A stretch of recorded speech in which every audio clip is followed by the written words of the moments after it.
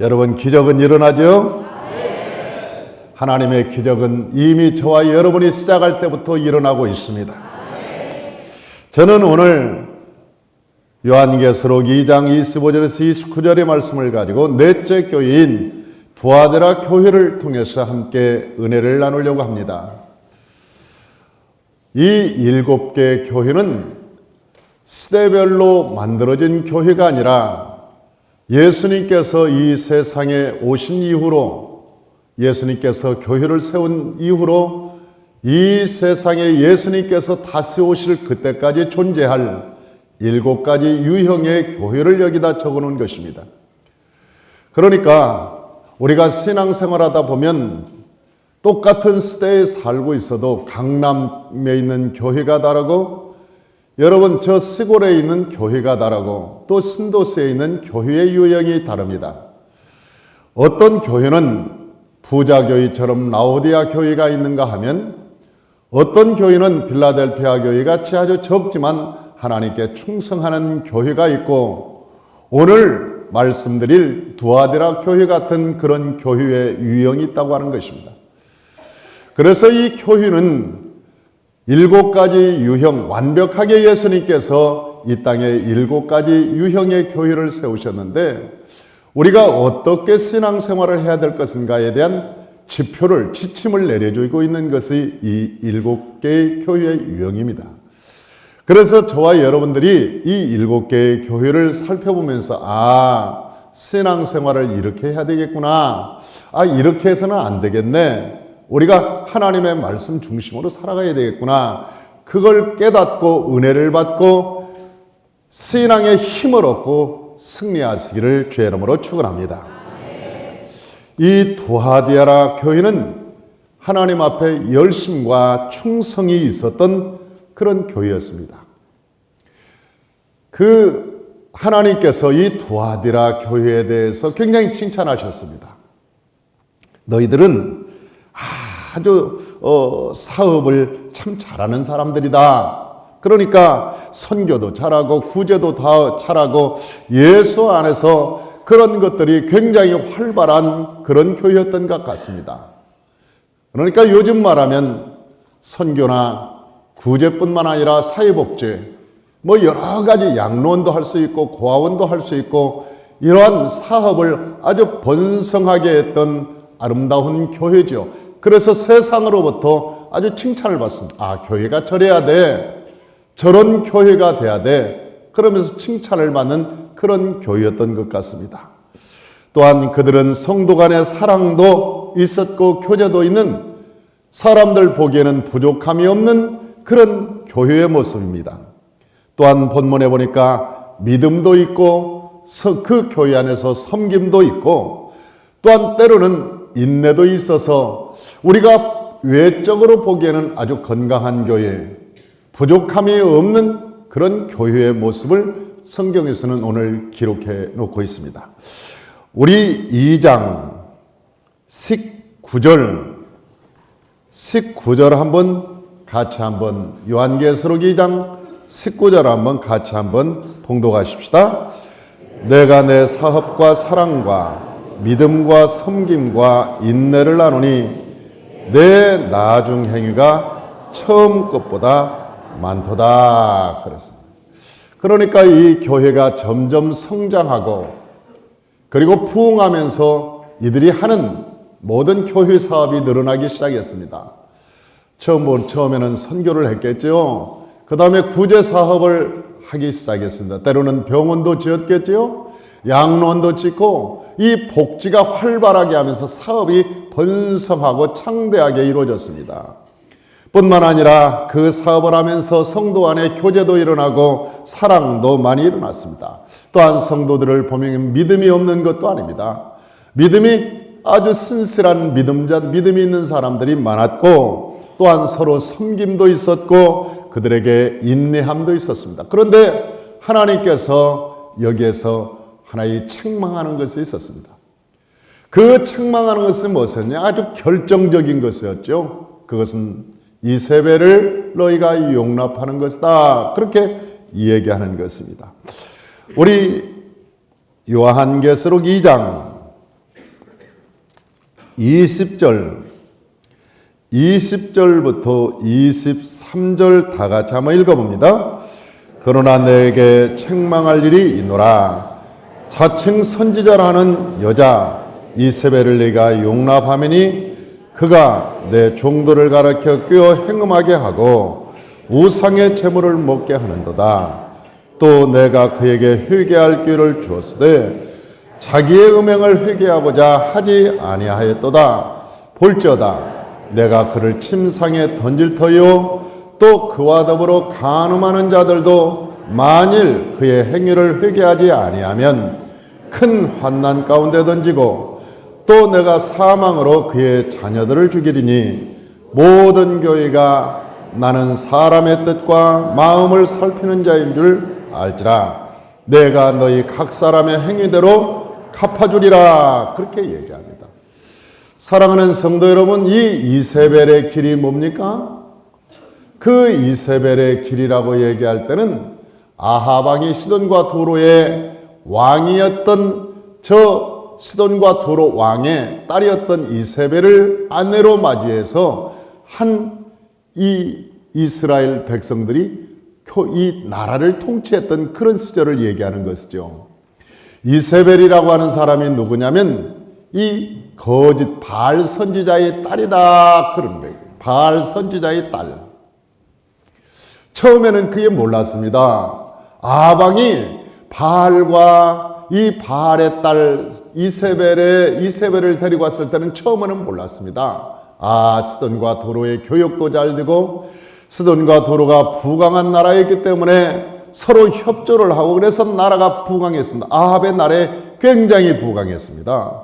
정치적으로 안정되고 경제적으로 성장하고 뭔가 부흥하고 잘 되는 것 같았습니다. 그런데 나중에 보니까 나라가 점점 어두워지기 시작하는 것입니다. 왜? 아니 바알 선지자들이 우후죽순처럼 일어나는 것입니다. 아세라 선지자들이 우후죽순처럼 일어납니다. 진짜 하나님 여호와의 선지자는 볼 수가 없습니다. 다 사라져버리고 말았습니다. 어떤 선지자만 있느냐? 바알 선지자, 아세라 선지자가 850명이나 되었고 이제는 하나님 여호와의 제단까지 바알과 아세라 선지자가 와서 설교하는 그런 지경에 이르르고 말았습니다.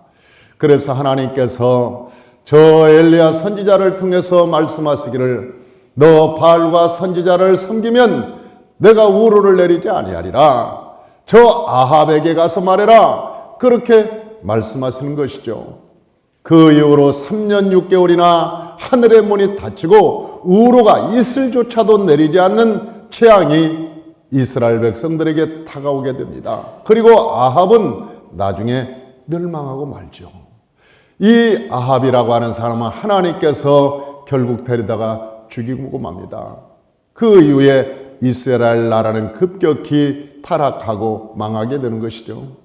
그 이세벨, 하나님께서 그 이세벨에 대한 얘기를 지금 오늘 하고 있는 거예요. 다시 말하면 좀 쉽게 얘기한다면 너희가 신앙생활할 때 세상과 타협하지 말라 그런 얘기를 하고 있는 것입니다. 이 시류에 너희가 치우치지 마라. 이 시류에 왜 이 사람들이 이런 시류에 여러분 치우쳤을까요?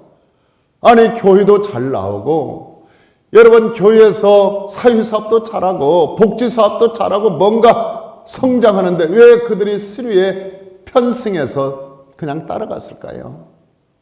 요즘 말하면 자유신학, WCC 아니면 요즘에 종교다원주의 이런 것을 하면서도 여러분 교회가 건강한 세상 사람들이 볼 때 건강한 모습처럼 보여지는 경우가 많다는 거예요. 교회는 저래야 돼. 저 교회는 사회사업도 잘한대. 저 교회는 유치원도 가지고 있대. 저 교회는 복지도 하고 병원도 짓고 잘한대. 그런데 나중에 그 안에 가보면 하나님의 신앙의 근본이 없다는 거예요. 이게 무슨 얘기냐면 두아드라 교회가 시류에 편승한 교회입니다. 그래서 하나님께서 그들에게 말씀하시는 거요. 24절 한번 읽어보십시다. 두아디라에 남아 있어 이 교훈을 받지 아니하고 소위 사탄의 깊은 것을 알지 못하는 너희에게 말하노니 다른 집으로 너희에게 지울 것이 없도다. 다른 짐으로 너희에게 지울 것이 없다. 이 두아디라 교회가 사탄의 깊은 것을 니들이 알지 못한다. 사탄의 그 깊은 전략을 너희가 알지 못하고 그 스리에 빠져서 그렇게 움직여가고 있다고 하는 거예요. 왜 그럴까요? 이 두아디라 교회가 하나님의 말씀을 몰랐기 때문에 그렇습니다. 사랑하는 성도 여러분, 우리가 하나님의 말씀을 깊이 깨닫지 못하고 하나님의 말씀을 깨닫지 못하면, 깊이 알지 못하면 우리가 여러분 저것이 맞는가? 이것이 맞는가? 이것도 옳은 것 같고 저것도 옳은 것 같고 그래서 스리에 편승하고 저걸 세상 사람들이 칭찬하고 세상 사람들이 좋아하니까 저게 맞는가 보다. 그리고 거기에 따라가게 되어 있는 것이 우리의 성품입니다. 왜? 하나님의 진리를 모르면 그럴 수밖에 없는 거예요. 그러나 하나님의 진리를 분명히 알면, 하나님의 말씀을 진실로 알면 여러분 생명을 걸고 따라가지 않습니다. 왜? 그것이 그 길이 아니라는 것을 알고 있기 때문에 그러는 거예요. 그래서 여러분 하나님의 말씀을 깊이 알아야 되는 이유는 우리가 시류에 편승하지 않고 우리가 이 세상에 환난이 올지라도, 이 세상에 부유가 올지라도, 이 세상에 어떠한 상황이 닥칠지라도 여호와의 길은 좌우로 치우치지 않고 여호와의 길로 갈 수 있는 것은 하나님의 말씀을 깨닫는 것 외에는 없는 것입니다. 왜냐하면 여호와의 말씀이 저와 여러분의 등불이 되기 때문에 그렇습니다. 하나님의 말씀이 여러분의 빛이 되기 때문에 그렇습니다. 하나님의 말씀을 깨달으시길 주 이름으로 축원합니다. 할렐루야. 우리가 열왕기서에 보면 왜 열왕기성에 그렇게 왕들이 타락했는가? 여러분 저 다윗왕과 솔로몬의 차이가 뭔가? 여러분 열왕기서에 보면은요, 아주 다윗 시대 때 최고의 절정기를 이룹니다. 최고의 절정기. 다윗은 목동을 할 때도 똑같이 하나님을 사랑했습니다. 여러분 그가 왕이 되어서 세계 기네스북에 올릴 정도로 금을 많이 소유한 자였습니다. 대단한 권력을 가지고 있었습니다. 그러니까 다윗이 왕일 때 주변 모든 나라가 조공을 바쳤습니다. 다윗 그러면 그 이름이 명성이 세계에 알려졌습니다. 그런데도 불구하고 그 하나님 앞에 그는 어제나 오늘이라 통일하게 서 있었습니다. 다윗이 고백하는 것을 보면 여호와는 나의 목자시니 내가 부족함이 없도다. 이 말년에 고백한 신앙 고백이지요. 시편 23편은 그가 말년에 신앙을 고백한 거예요. 그는 인생을 살면서 전쟁에 쳐본 역사가 없습니다. 여러분 그 안에도 밧세바 최고의 미인을 가지고 있었습니다. 아들도 여러분 지혜의 왕이라고 말하는 솔로몬을 가지고 있었습니다. 여러분 그가 시편을 얼마나 많이 지었는데 사람들에게 명성이 잦아 있습니다. 그런데 한 번도 그런 것을 내세우지 않았습니다. 그가 목동에 있을 때나 여러분 세계를 제패한 왕으로 있을 때나 그의 마음은 한결같이 하나님 앞에 똑같았습니다. 이래서 다윗을 우리는 위대하다고 그러는 거예요. 우리가 사람이 못난 사람들은 돈이 좀 있으면 돈을 있는 척 하잖아요.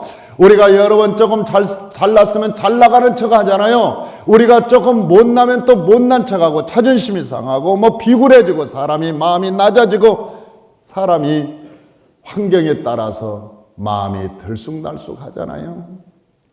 우리 마음이 왔다 갔다 하고.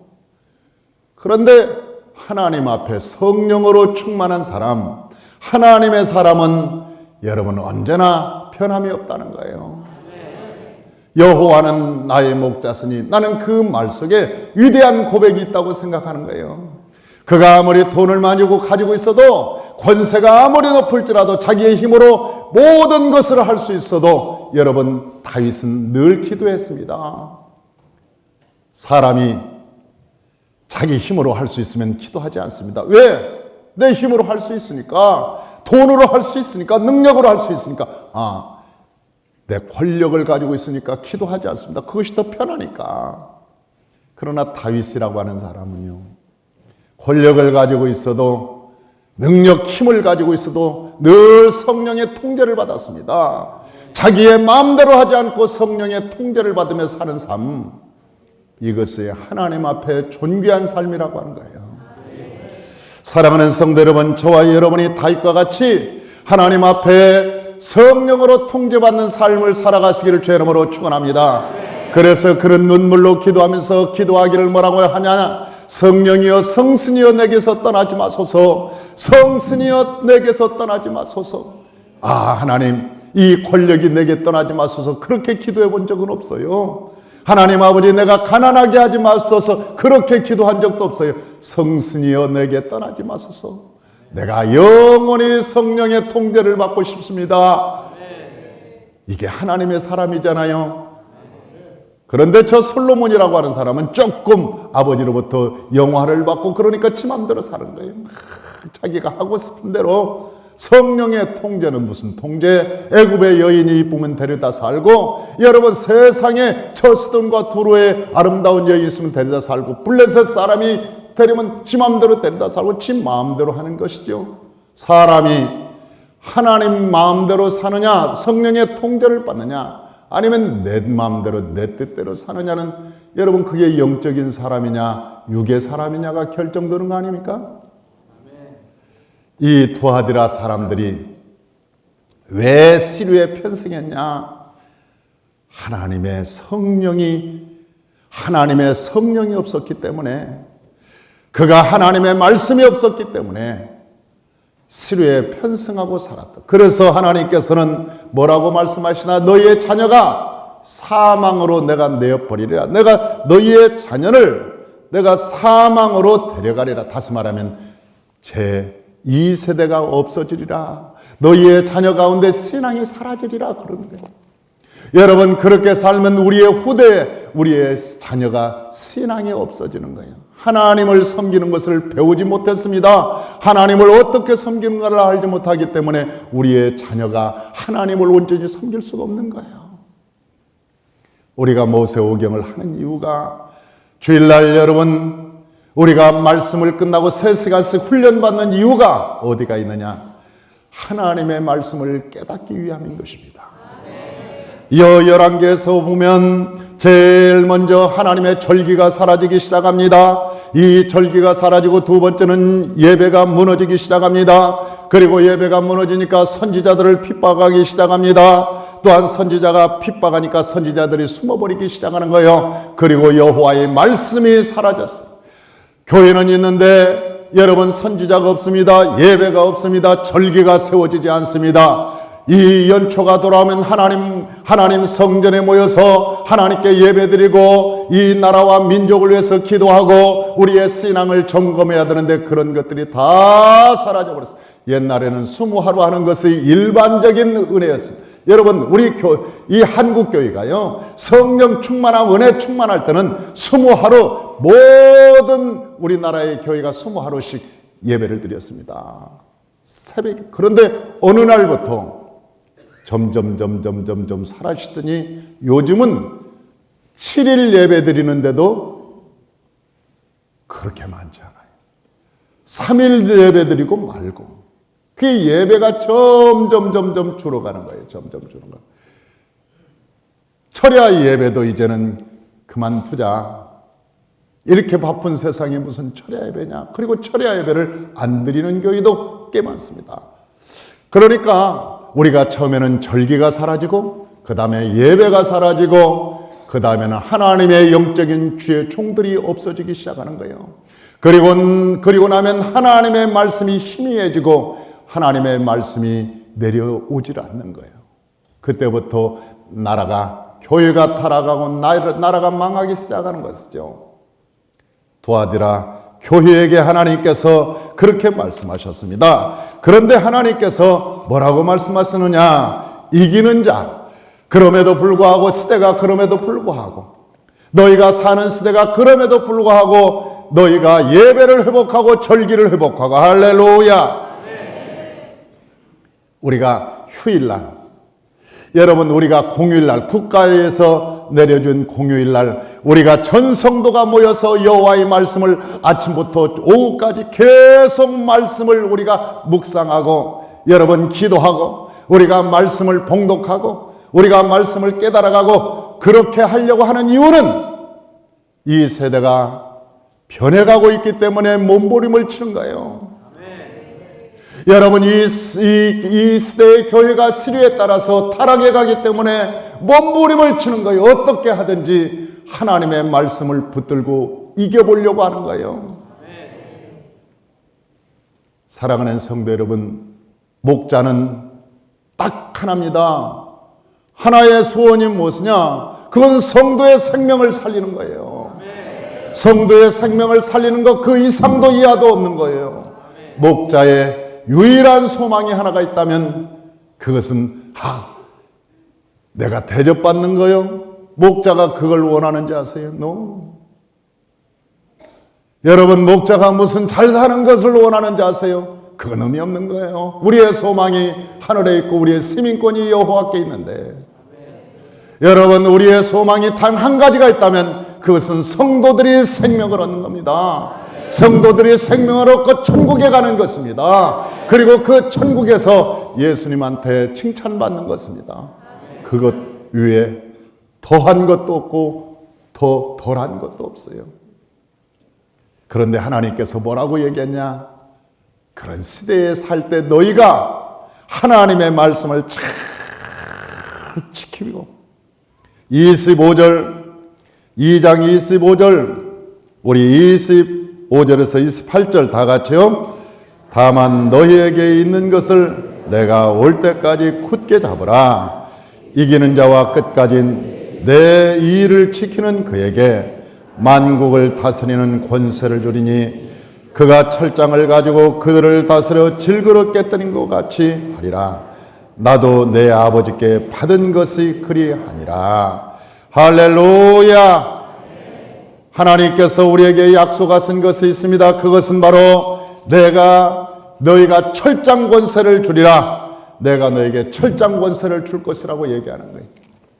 네가 시류에 편성하지 않고 하나님의 말씀을 깊이 붙들고 믿음으로 나아가면 내가 너에게 그때 철장 권세를 주셔서 이 세상의 모든 것을 질그럽게 뜨린 것처럼 이 세상을 이길 수 있는 능력을 내가 너에게 주리라. 할렐루야. 또한 내가 너에게 새벽벌을 주리라고 말씀하셨는데 이 새벽벌은 뭐냐? 예수 그리스도를 만나게 해주리라. 하나님의 말씀이 희미하고 하나님의 성령이 사라진 이때 내가 너에게 성령의 불을 날려줄 것이고 은혜를 날려주실 것이고 권능을 줄 것이고 세상을 이기는 능력을 줄 것이라고 말씀하는 거예요. 저와 여러분, 이 시대가 어디로 흘러가는지 모르는 이 시대에 저와 여러분이 하나님의 말씀으로 무장하고 하나님의 성령으로 충만해서 철장 권세를 받는 저와 여러분 되시길 주의 이름으로 축원합니다. 하나님을 은밀히 만나는 새벽에, 여러분 새벽벌은 어디서 볼 수 있느냐? 새벽에 아침 일찍 볼 수 있는 것은 새벽별입니다. 저와 여러분이 이 새벽 예배에 참석할 때 주님을 만나는 은혜가 있으시길 주의 이름으로 축원합니다. 할렐루야. 오늘 이번 올해 제가 하나님께 받은 말씀이 있어요. 하나님께 받은 말씀. 딱 하나님의 말씀을 뽑았는데 그 말씀이 마태복음 11장 27절의 말씀인데, 내 아버지께서 모든 것을 내게 주셨으니 아버지 외에는 아들을 아는 자가 없고 아들과 또 아들의 소원대로 계시를 받은 자 외에는 아버지를 아는 자도 없느니라. 아니, 그 말씀을 주셨어. 요한계시록을 하려고 그러니까 이 말씀을 주셨나 그런 생각. 내 아버지께서 내게 모든 것을 주셨으니 아버지 외에는 아들을 아는 자가 없고 아들과 아들의 소원대로 계시를 받은 자 외에는 아버지를 아는 자도 없느니라. 나는 이게 마태복음에 있는지도 몰랐어요. 아니, 뽑고 나서 알았다니까요. 뽑고 나서 하나님의 말씀을 알았다니까요. 사랑하는 성도 여러분, 2017년에 우리가 하나님의 말씀을 깊이 깨달아 갑시다. 세상에 불경기가 온다고 말합니다. 세상은 어렵다고 말합니다. 그런데 하나님께서 우리에게 약속하신 것이 있습니다. 스냇가에 있으면 나무는 스저를 쫓아 과실을 맺는다고 말씀하셨습니다. 하나님께서 우리에게 말씀하시기를 너희는 여호와 앞에서 종려나무 같을 것이며 백향목같이 발육하리라고 말씀하셨습니다. 그 이유는 여호와의 집에 심겼기 때문이라고 말합니다.